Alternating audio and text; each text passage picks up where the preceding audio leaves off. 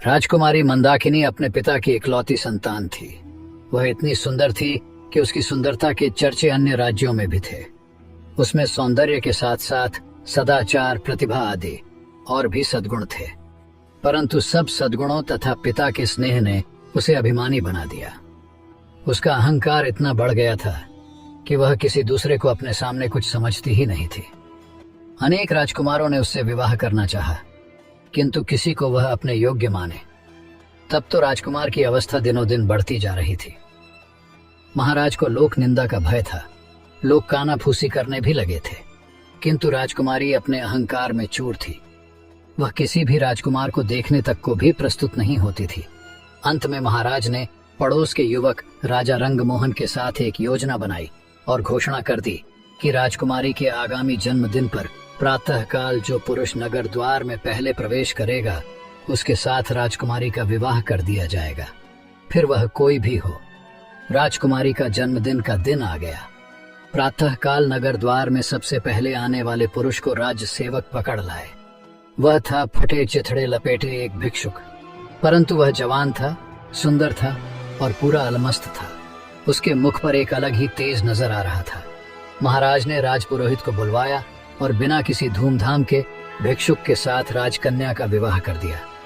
राजकुमारी चिल्लाई और रोते रोते उसने अपने सुंदर नेत्र लाल बना लिए, किंतु आज उसके पिता निष्ठुर बन गए थे। उन्होंने पुत्री के रोने चिल्लाने पर ध्यान ही नहीं दिया। भिक्षुक को केवल 5 स्वर्ण मुद्रा देकर उन्होंने कहा, तू अपनी पत्नी को लेकर मेरे राज्य से शीघ्र निकल जा, और याद रखना यदि फिर तू या तेरी पत्नी मेरे राज्य में आए तो प्राण दंड दिया जाएगा। चलो। मंदाकिनी भिक्षुक ने राजकन्या को पकड़ा और चल पड़ा। रोती बिलखती राजकुमारी उसके साथ जाने को विवश थी, परंतु ज्यों का त्यों प्रसन्न था। वह पत्नी के रोने पर ध्यान दिए बिना गीत गाता चल रहा था। राजकन्या को पैदल ही पिता के राज्य से बाहर जाना पड़ा। भिखारी उससे मधुर भाषा में बोलता, उसे प्रसन्न करने का प्रयत्न करता। पर्याप्त दूर जाने पर जंगल में नदी किनारे एक फूस की झोपड़ी में दोनों पहुंचे। भिखारी ने कहा, अब यही तुम्हारा घर है। तुम्हें स्वयं अब जंगल के पत्ते और लकड़ियां लानी पड़ेगी। कंदमूल जो कुछ मिलेगा उसे उबाल कर खाना पड़ेगा। पास के गांव में लकड़ियां बेचने जाना होगा। मैं भी जितना बन सकेगा तुम्हारी सहायता करूंगा। राजकन्या के लिए यह जीवन बहुत दुखद था, किंतु व्यवस्था सब करा लेती है। उसे एक ही सुख था कि भिखारी उसके साथ बहुत प्रेमपूर्ण व्यवहार करता था। कुछ दिन ऐसे ही बीत गए। फिर एक दिन भिखारी ने झोपड़ी छोड़ दी और मंदाकिनी को लेकर वह एक गांव में आया। वहां वे दोनों एक खंडहर जैसे घर में रहने लगे। भिखारी कहीं से कुछ पैसे ले आया और उससे उसने मिट्टी के बर्तन खरीदे। पत्नी से कहा, इन बर्तनों को बाजार में ले जाकर बेच आओ। किसी समय जो राजकन्या थी उसके लिए सिर पर बर्तन उठाकर बाजार में जाना बड़ा कठिन काम था, किंतु मरती क्या करती, उसे जाना पड़ा। भिखारी ने उसे स्पष्ट कह दिया कि यदि उसकी आज्ञा का पालन न करना हो तो वह मंदाकिनी को छोड़कर चला जाएगा। बेचारी मंदाकिनी बर्तन सिर पर उठाकर बाजार गई। उसे बर्तन बेचना तो आता नहीं था, दूसरों से नम्र व्यवहार करना भी नहीं आता था। बाजार में बर्तन रखकर वह उनके पास खड़ी रही, क्योंकि जमीन पर बैठना उसे बहुत बुरा लग रहा था। उसे कुछ ही देर वहां खड़े हुए थी कि एक घुड़सवार युवक बाजार में आया। उसने मंदाकिनी से बर्तनों के दाम पूछे। मंदाकिनी ने रूखे स्वर में दाम बताए तो घुड़सवार लौट पड़ा। मुड़ते समय उसका घोड़ा भड़क उठा। फलत घोड़े के पैरों की ठोकर से सब बर्तन फूट गए। घुड़सवार बिना कोई ध्यान दिए वहां से चला गया। अब मंदाकिनी को तो खून नहीं, बेचारी रोती हुई घर लौटी। भिखारी आते ही क्रोधित होगा, यह बात सोच सोच कर उसके प्राण सूखे जा रहे थे। भिखारी आया तो देखा रो रो कर मंदाकिनी की आंखें सूज गई थी। वह कुछ नहीं बोला, परंतु दूसरे दिन कहा, मंदाकिनी तुम्हें कुछ नहीं आता, मिट्टी के सभी बर्तन टूट गए, अब हम दोनों का निर्वाह कैसे होगा? एक उपाय है, नगर में चलते हैं। सुना है राजा रंगमोहन बहुत दयालु है। उसकी पाकशाला में तुम्हें कोई नौकरी दिलवाने का प्रयत्न करूंगा। तुम्हें काम मिल जाए तो तुम्हारी ओर से निश्चिंत होकर मैं भी कहीं अच्छे पैसे वाला ढंग का काम ढूंढ लूंगा।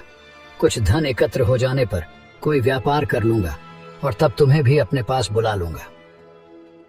राजा रंगमोहन का नाम सुनकर मंदाकिनी ने लंबी सांस ली। एक समय इस नरेश ने उससे विवाह करने का प्रस्ताव किया था। आज वह राजरानी होती, किंतु हाय रे यह घमंड, आज उसी राजभवन में वह दासी बनने जा रही है। जाने के अतिरिक्त कोई दूसरा रास्ता नहीं था। मंदाकिनी नगर में गई और राजा की पाकशाला में उसे नौकरी मिल गई। भिखारी उससे विदा होकर कहीं चला गया। मंदाकिनी का गर्व नष्ट हो गया था, उसका स्वभाव बदल गया था।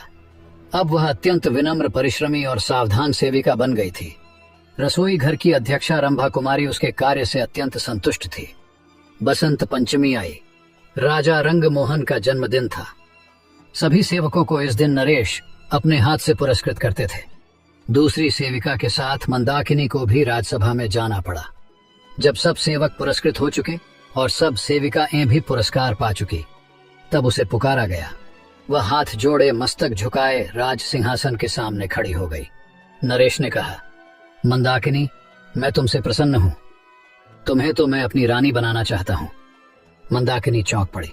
महाराज, आपको ऐसी अधर्मपूर्ण बात नहीं करनी चाहिए। मैं परस्त्री हूं। क्या हुआ? जो मेरा पति भिक्षुक है, मेरा तो वही सर्वस्व है। उसे छोड़कर मैं दूसरे किसी की सोच भी नहीं सकती। वही मेरा स्वामी है। आपके मुझ पर बहुत कृपा है, तो इतना अनुग्रह करें कि मेरे पति का पता लगवा कर उसे बुला दें। मैं पाकशाला में सेवा करके प्रसन्न हूं। महाराज रंगमोहन चले गए और थोड़ी देर में वह भिखारी राजमहल से निकला। मंदाकिनी उसे देखते ही दौड़कर उसके पैरों पर गिर पड़ी।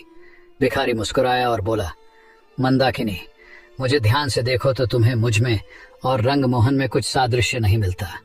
भेद खुल चुका था। भिखारी के वेश में उसको ग्रहण करने वाले स्वयं राजा रंगमोहन ही थे, और वह थी उनकी महारानी। राजा ने कहा, मंदाकिनी, क्षमा करना, तुम्हारे अभिमान की मुझे कोई दूसरी औषधि मिली ही नहीं, इसीलिए तुम्हारे पिता के साथ मिलकर मुझे यह रास्ता अपनाना पड़ा। निष्कर्ष जीवन में अभिमान और घमंड का कोई स्थान नहीं है। कठिन परिस्थितियां हमारे अहंकार को मिटाने और हमें विनम्र बनाने के लिए आती हैं। जीवन की सच्ची समझ कठिनाइयों से ही मिलती है, और सच्चे प्रेम और समर्पण के बिना जीवन में वास्तविक खुशी और संतोष संभव नहीं है। इसके साथ ही कहानी यह भी बताती है कि परिस्थितियां चाहे जितनी भी कठिन क्यों ना हो, सच्चा प्रेम, सहनशीलता और विवेक ही जीवन को सही दिशा में आगे बढ़ाते हैं। तो दोस्तों, उम्मीद है इस वीडियो से आपको काफी कुछ सीखने को मिला होगा, और अगर कुछ सीखने को मिला हो तो हमारे इस वीडियो को लाइक, शेयर और चैनल को सब्सक्राइब जरूर कर लीजिएगा, और साथ ही कमेंट में अपनी राय जरूर बताएं।